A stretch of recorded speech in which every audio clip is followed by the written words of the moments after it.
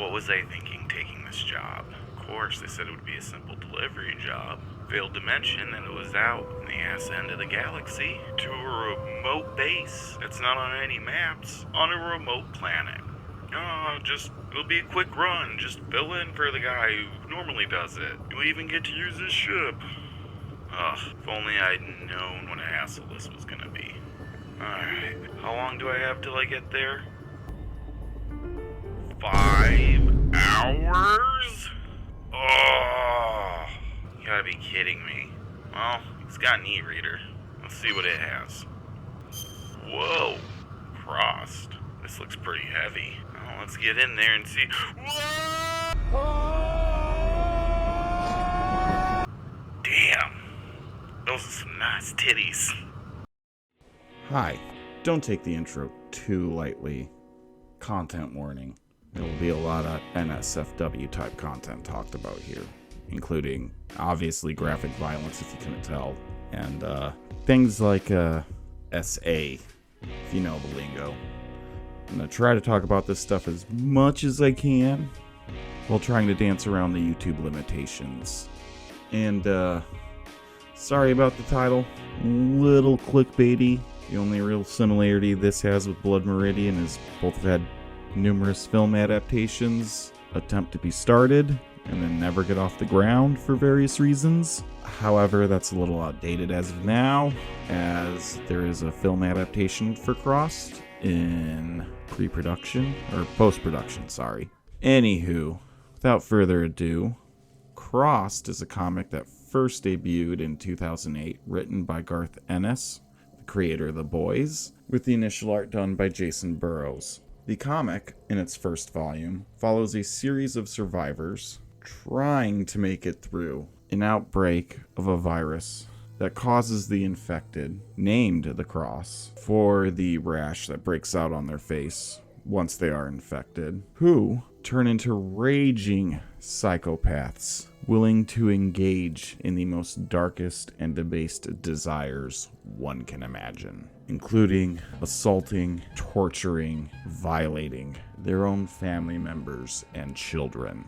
The main thing that really separates The Crossed from other zombie or zombie-like franchises is that the titular infected retain their memories and their abilities that they had in their normal lives. If someone knows how to use a gun, pilot an aircraft, or a tank, after infection, they will still be fully capable, and the infected absolutely use this to their advantage. If such a terrifying premise sounds interesting to you, or you're someone who has already read Crossed and wants a quick refresher, relatively speaking, before the film comes out, then please grab a cup of coffee, put this on in the background while you play a game or do a chore, and let's dig right into Crossed Volume 1, Issue Number 0.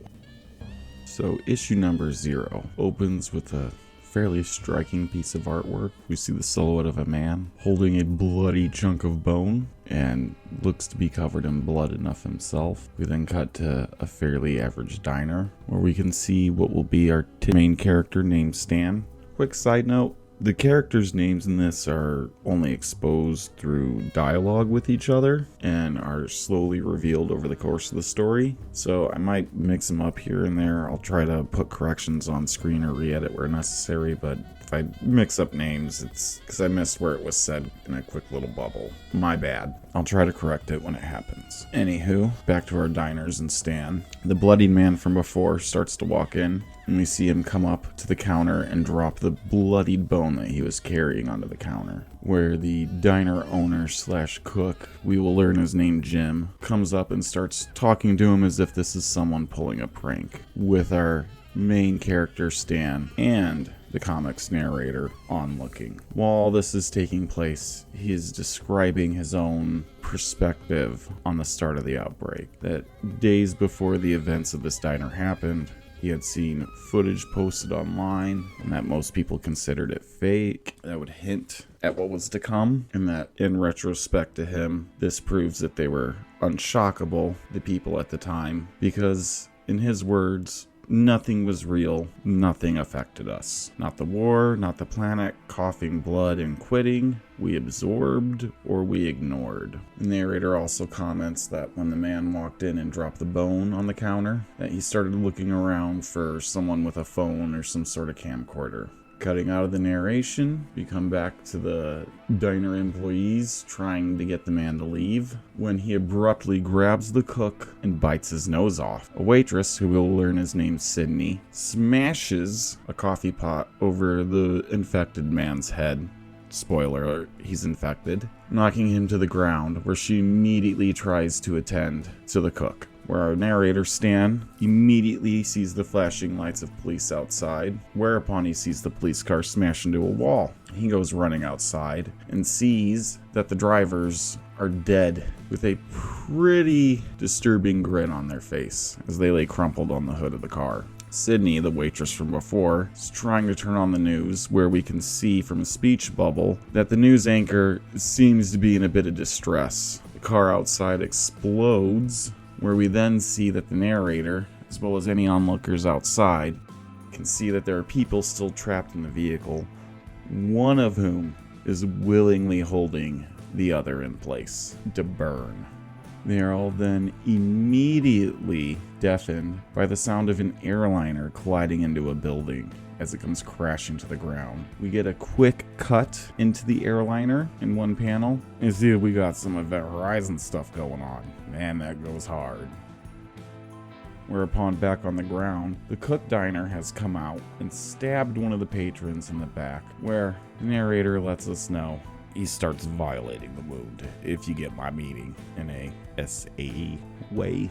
Or then there's a very bright flash.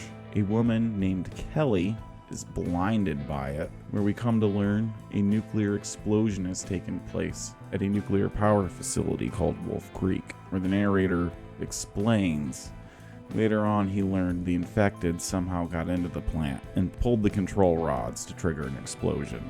The comic then ends with his narration. What you have to understand is that no one ever found out how it started, where it came from, who got bitten first.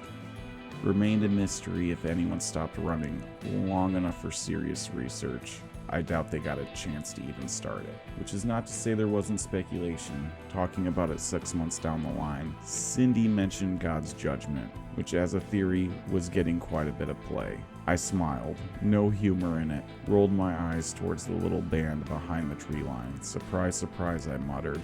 Like God makes any fucking sense at all. She set the butt of her carbine to her hip, shrugged as she turned to face the night. It does if he's a cocksucker, she said, and I had to admit she might just have a point. Which, with the nuclear explosion going off in the distance, is how issue number 0 ends. My own little commentary on it. This is one hell of a way to start your series. I have to admit, the first time I read it, I was hooked. The levels of violence immediately put on display are a little shocking, to say the least, if you are not expecting it. There's also quite a few things we can pick up. For one, by the time Stan has started his narration, we are quite a few ways into the outbreak. We're talking probably years, if not more. Other things to note, the infected, while being able to do things like fly planes and drive cars, seem to lack any sense of self-preservation, as noted by the one pinning himself in the vehicle with the police officer, or the fact that the infected pilot seems to have,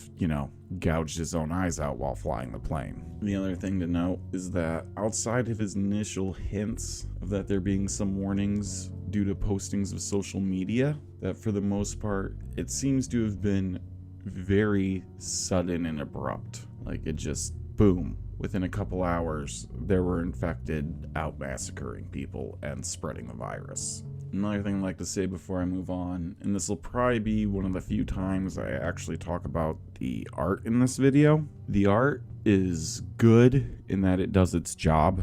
It's very clear what's going on at any point in time. There's no point in this comic, at least this first volume, where the art was ever bad, or even with the really heavy action sequences, was it hard to tell quite exactly what was happening or who is where in relation to what's going on. So while there isn't a whole lot that stands out to me, I will point out here and there the points where I do think the art is pretty exceptional. However, don't take this the wrong way. At no point I'm saying it's bad. Clearly, the artist, very talented. There's a good use of color. However, it's not anything you haven't seen before. Some of the more violent shots and some of the more gruesome stuff does hit hard. But like I said, it's good comic art in the sense that it complements the text of the comic very well. But with that out of the way, let's get into the next one. Alright, issue number 1. So this one opens up with Sydney and Stan, two of our characters from the first one. Sydney, if you don't remember, being the waitress from the diner, overlooking a town. As they sit on a hillside or cliff, Stan comments that they've been here. He still doesn't know if they are there. There's not a sign of life except for birds. Sydney comments that she sees a couple grocery stores. They've been broken into, but they can't tell if they're empty. Clearly they are scoping out places to loot for supplies. Stan begins to comment that they might need to wait a little bit longer before he interrupts himself and tells Sydney to look at the town square, where he stops looking. We get a shot of what they see, and it is two people stripped down, about to have a very, very bad time. One thing to note, the infected, the crossed, are also fairly stripped down as well. While they do retain their faculties, in a lot of cases throughout the series, plenty of the crossed really don't seem to care about their own self-preservation at all. So when you do see panels and the crossed are jacked up and mutilated, that is why.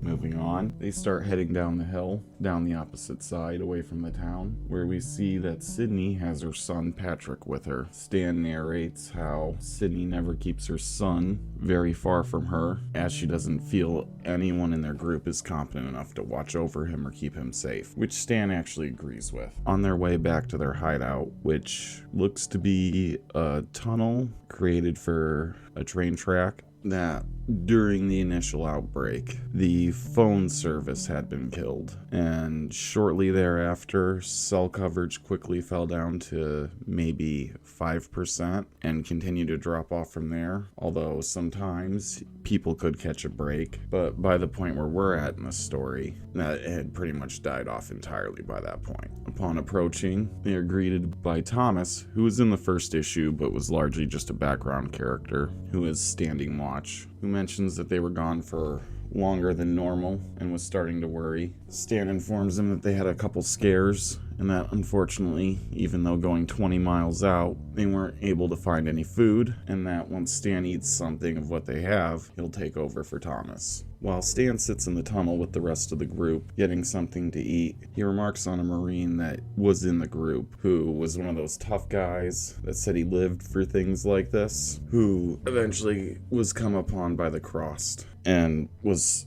forced to eat his own eyes. He then goes on to mention how, in their time surviving, that they didn't have fresh food anymore, there was no time or resources for personal hygiene, and that there was never going to be any real medical assistance, and that he was personally anxious about his dental hygiene, which is something that kind of never really goes mentioned in these sort of settings. He then goes on to mention that they had to avoid any sort of fight, like the plague, and that they really only survived by being quiet and sneaky and just traveling from hideout to hideout without any real plan, as they never really had any time to think it through. Where then the narration is cut off as another member of the group named Joel starts recounting a tale where he is in a store being chased by one of the crossed, where while being chased down an aisle, the cross slips and falls into a pile of salt, whereupon the salt gets in his face, and as Joel states, the cross starts screaming, coughing, and choking. This convinces Joel that salt is the answer to the problem of the crossed. That salt is what kills them, holding up a bag that he collected very proudly, while most of the group sits in silence. Then Kelly, the woman who was blinded in the first issue by the nuclear explosion, asks Joel if that's wishful thinking, and elaborates that anybody getting a bunch of salt in their eyes and mouth and then starting to choke on it would be really painful. And then she asks if he really did see that one die, where he then answers that he was too busy running, but he did hear it screaming. One of the other members, an older man named Geoff, asks him if he actually heard it scream, where Joel confirms. Geoff retorts, as opposed to choking, which is what he said before. Joel then gets snarky that he isn't crazy, and that this is the answer that they've all been looking for to fight back, where Stan and Kelly both scoff at the idea of fighting back. Stan then snaps and tells Joel that this is a delusion and that he's trying to project his former hobbies, comics, Dungeons and Dragons and the sort, onto the situation. Joel then really gives a Reddit tier snark answer, saying that it wasn't Dungeons and Dragons, but it was Magic the Gathering. Sydney then chimes in to watch their language as they're arguing because of her son Patrick. Stan elaborates on his point further. Stan then begins to narrate that he's basically made a punching bag of Joel. And I'm just going to comment here. At various points throughout this comic, Stan kind of comes off as a self-insert for Ennis, and Joel very much feels like the atypical comic book Reddit poster. If you know, you know. Moving on. While Joel is continuing to defend his position, Kelly then asks him if he's willing to gamble his family's life. Joel, kind of taken aback by it, just says, "What?"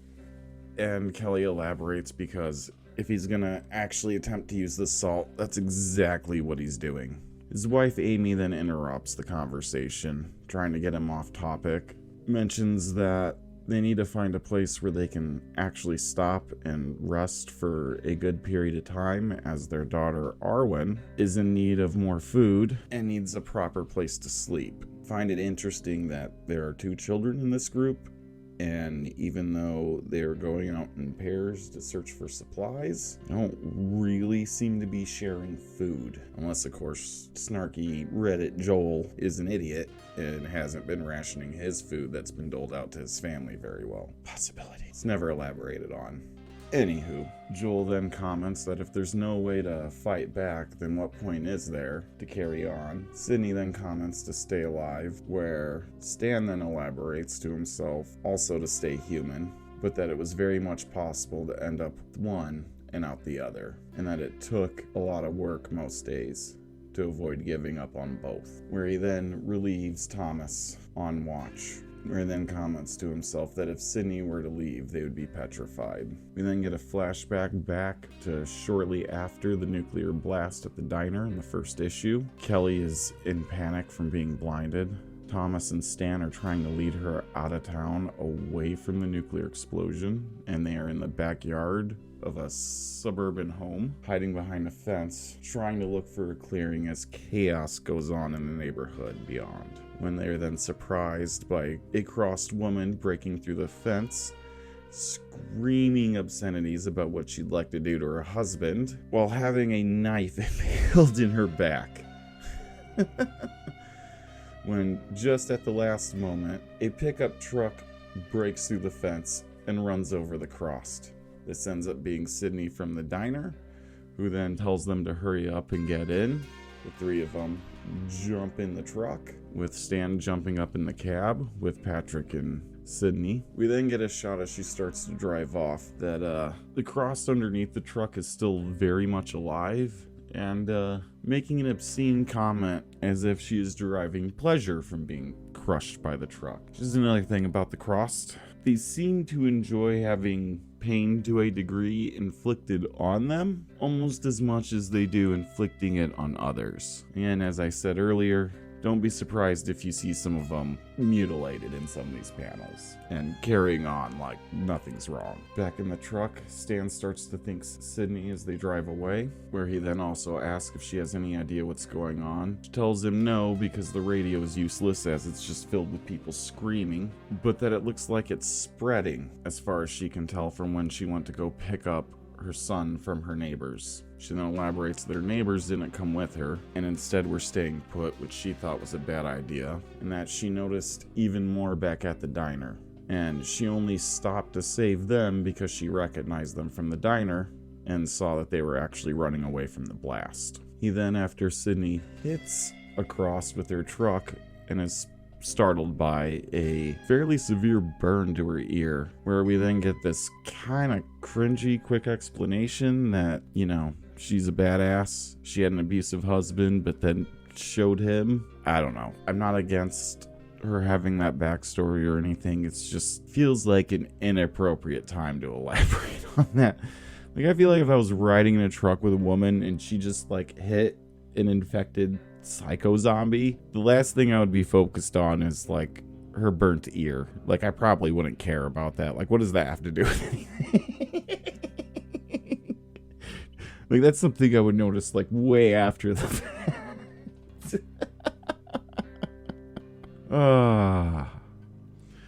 We then cut back to Stan in the tunnel getting woken up by Sydney, who says that Kittrick saw a group of people while he was on watch. Kittrick, by the way, is the African-American guy in the group. For at least these beginning issues, he's largely just a background character, but do keep him in mind. He'll become more relevant later. Stan asks her if it's the Crossed. She tells them not to take any chances and that they need to hurry up and get moving. The group heads out, where Stan looks back and sees that there are at least 20 of them, and they are gaining on him, so they start to run while moving up a hill through a wooded area. Amy, Joel's wife, either twists her ankle or full-on breaks it, slipping on a hole in the ground. Being unable to walk properly and in severe pain, she tells Joel that he's got to take her daughter and shoot her so he can get away. He then tells her that he can't do it and that he won't do it and that he has the answer. As the Crossed approach, she continues to beg, please just kill me, take our daughter, and run away. Or then he tries to reassure her that it's going to be all right and pours a circle of salt around them. This is one of the points where content warning. Last chance. I can't show much, and I'm going to describe what I can, but just get ready.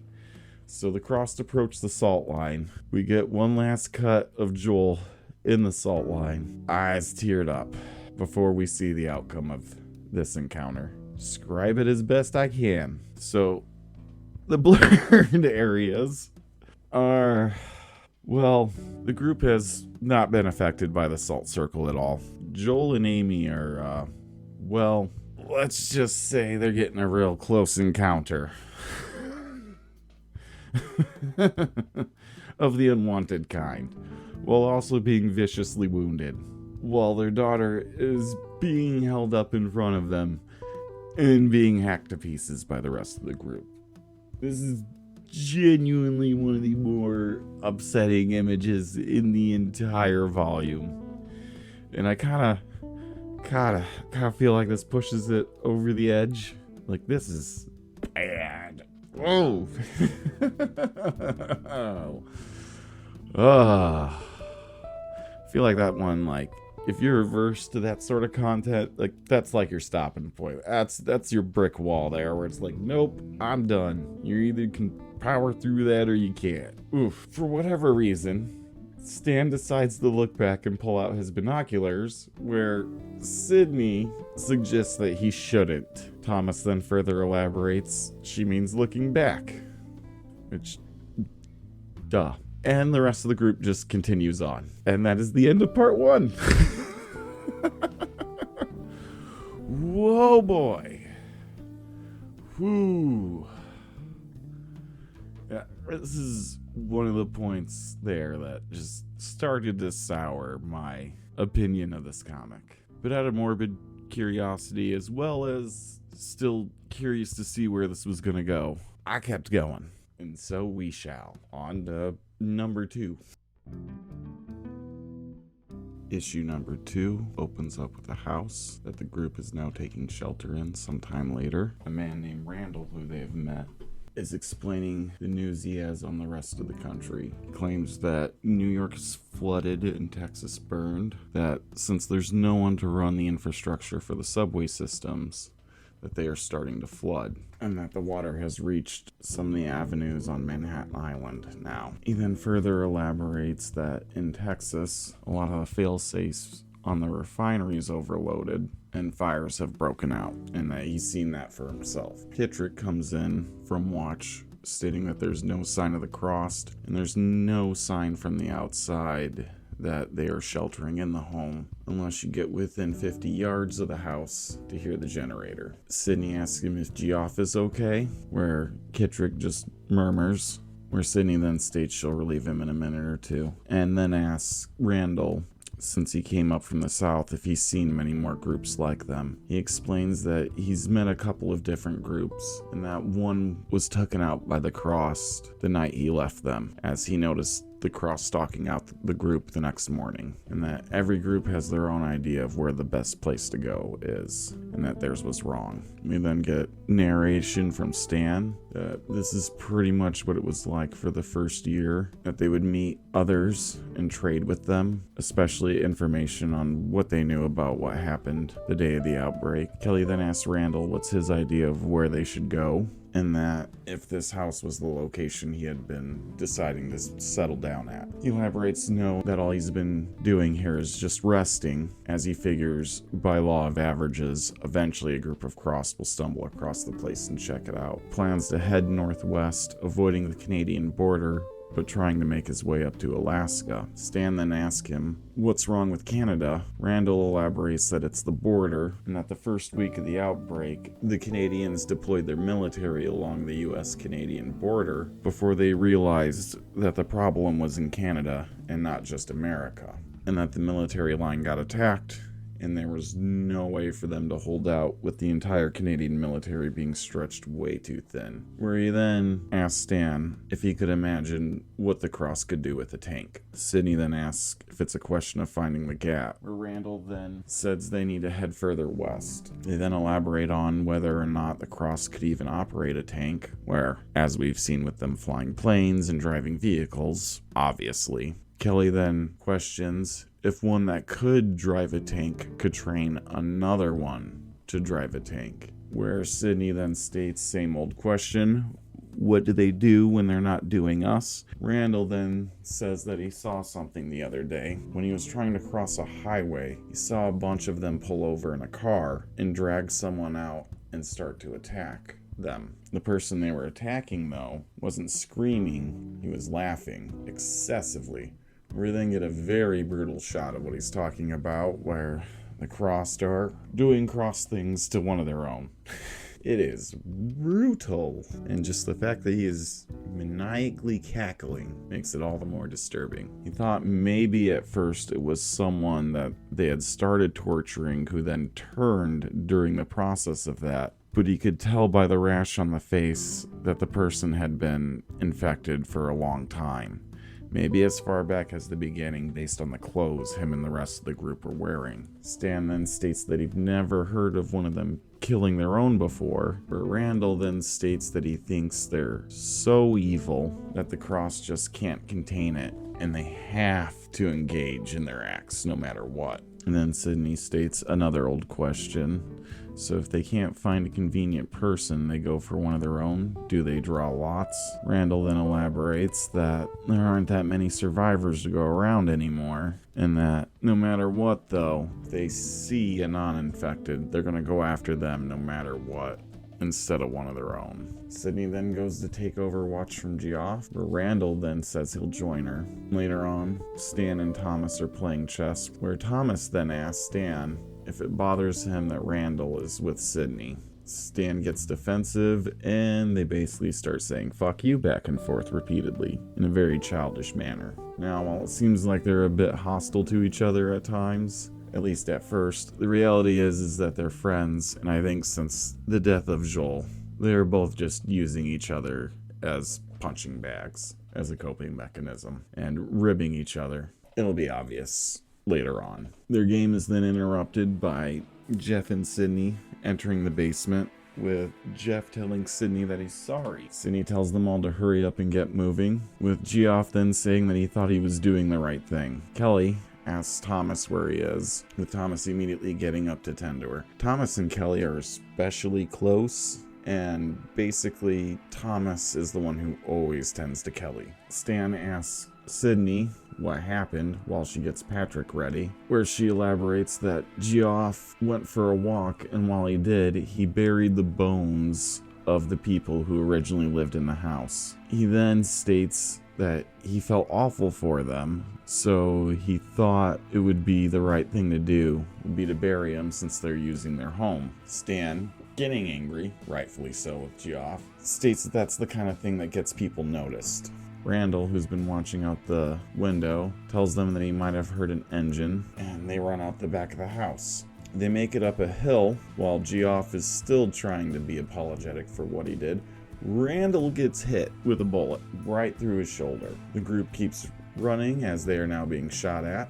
We cut away to later on in the night when it is raining and the group have lost the cross. Inside a tent, Sydney, Stan, and Scott, who I haven't talked about yet and basically isn't important. This is really the only scene where he's relevant. Are trying to tend to Randall. When Stan comments, Stan asks if they've been using any dogs. Sydney says they didn't hear any. Stan then worries if they haven't gone to get dogs. Randall then cries out, asking why can't he get warm, despite the fact that he's sweating. Scott assumes Randall is going through shock as the wound seems to be fairly clean, minor tissue damage, as none of his veins or arteries have been hit and there doesn't seem to be any sign of infection. Sydney then tells Stan to relieve Geoff outside. We then get a flashback to about 2 days after the initial outbreak, when it's just Stan, Sydney, Thomas, and Kelly. They're outside of what looks like a shopping center or mall in their pickup truck on the side of the road. Kelly is passed out while the rest speculate about her blindness. Thomas comments that it's been either 40 or 36 hours since the blast. Sydney then assumes that she's probably permanently blind. Sydney then starts to speculate if they can risk using the truck anymore. Thomas asks her why. She states that since they've been parked on the side of the road, there's been nothing on the radio, and that since the morning they haven't heard a single engine on the road. So now she's worried that any sort of noise is going to attract only infected, as anyone who isn't infected has either gotten out or is dead already. They then start to speculate on how the infection works, and as well as what they should do next when Thomas notices a plane flying overhead as a bunch of bodies collapse to the ground. No explanation. Just splatter. And there it goes. We then end the flashback and go back to the tent where Randall seems to be asleep. It is the morning after. Scott is talking to Stan, saying that there's still no sign of infection, and he cleaned the wound as good as he possibly could, but it seems like Randall has slipped into a coma. Stan tells him that the group's not going to move until they get a better idea of where the crossed group is. Now, him and Sydney are going to go scout out the group's location. While outside and prepping for the trip, Sydney states that no one heard anything in the night, so if the crossed did come by, they missed them by a good stretch, so they're going to go back to the house. Stan tells Sydney that he's sorry about Randall, and she bluntly states, "Why tell me?" Where Stan rightfully flips off Thomas, while Thomas has a very smug grin on his face. We then jump to Stan and Sydney back at a hill overlooking the house they were originally staying at, where they are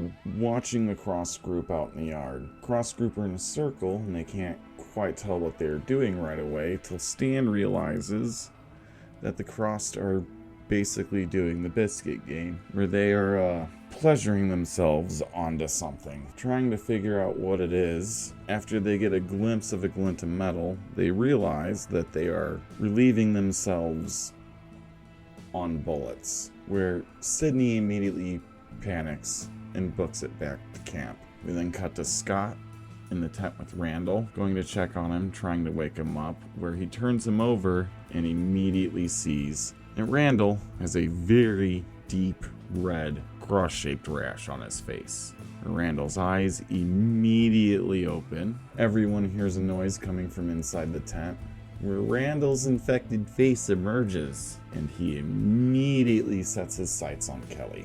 Everyone tries to shoot at Randall, while Kelly runs off into the forest away from him. Stan hears Kelly screaming and yells at her to run towards the sound of his voice, and right at the last second, Sydney comes to the rescue and puts down Randall. Sydney then states that there's no way the cross group didn't hear that, and that they need to get moving. Stan then asks if she thinks the Crossed are getting smarter, and she simply states that she thinks they just have a million ways of being cruel. She then tells him that when they stop, they need to talk about the plan to go to Alaska. We then get some narration from Stan that that's what it was like for the first year.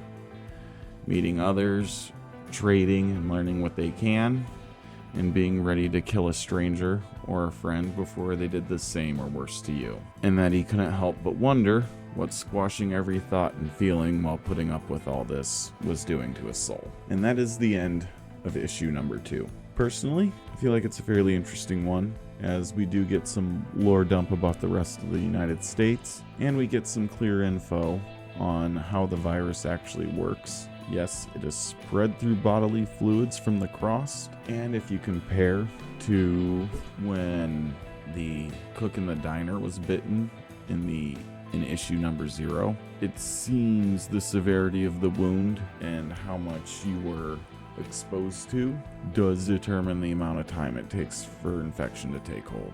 But then again, who knows how long Randall was actually faking being in a coma. The other thing I'd like to note is, not sure on the actual practicality of putting infected biological material onto a bullet and then shooting somebody with it as a means of infection. I mean, I'm no scientist or nothing, but I'm pretty sure bullets kind of have an explosion when they're shot. If I remember correctly, things get kind of hot. At least, shell casings are fairly hot when they come out of the gun.